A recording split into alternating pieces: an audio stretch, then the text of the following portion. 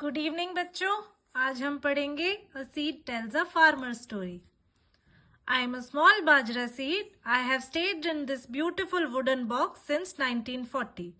I want to tell you my story. This is a long story but not mine alone. तो एक बाजरे का seed अपनी कहानी बता रहा है जो धामजी भाई और उसके परिवार के साथ रह रहा है। वो गुजरात के वांगम गांव में पैदा हुआ है जिस साल बाजरे की अच्छी फसल हुई थी। तो सबने खुशियां मनाई थी जैसे मानो कोई त्योहार हो।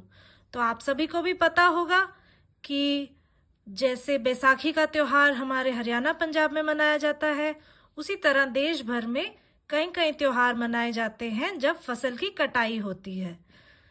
यहाँ वो ये बता रहा है कि धामजी भाई उसे लकड़ी के इस डिब्बे में रखते थे नीम के पत्तों के साथ, ताकि उनमें कोई कीड़े ना लगे, to protect us from insects.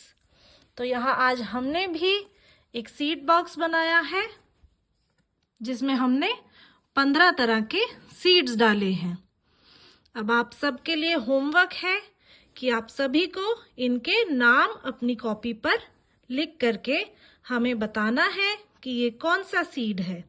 मैं आपको हेल्प करने के लिए आपको पहले सीड का नाम बता रही हूँ जो कि है रेड चिली का सीड। अब आगे चलते हैं चैप्टर में। तो वहां पर हमें ये बाजरे का सीड बताता है एक ऊंधियू डिश की कहानी जो कि गुजरात में बनती है मिट्टी के मटके में बना डाल करके, जिसमें सब्जियों को धीमी आंच पर कोयले पर पकाया जाता है। वो बताता है कि इस डिश का नाम ऊंधियू क्यों रखा गया है, क्योंकि उसे मटके को उल्टा रख करके, ऊंधा रख करके बनाते हैं, जिसे गुजराती में ऊंधिया कहते हैं।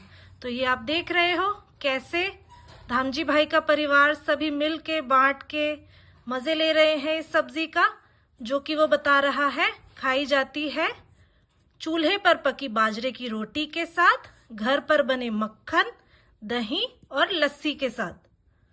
इसी तरह से वो आगे हमें ये बताता है कि फार्मर्स यानी कि किसान अलग अलग तरह की धान और सब्जियां भी उगाते हैं सीजन के मुताबिक। वो अपने लिए कुछ साइड पर रख के बाकी बाजार में बेच देते हैं। कुछ फार्मर वो बता रहा है कॉटन यानी कि कपास भी उगाते हैं जो घर पर ही चरखे पर काट करके कपड़ा बनाने में इस्तेमाल होती है। हर बार फार्मर्स अच्छे कुछ सीड्स यानी कि बीज अपने पास रख लेते हैं अगली पैदावार के लिए। अगर हम अच्छी पढ़ाई करते हैं तो रिजल्ट भी अच्छा आता है, तो उसी तरह अच्छा अगर हम बीज लगाते हैं तो पैदावार भी उतनी अच्छी होती है।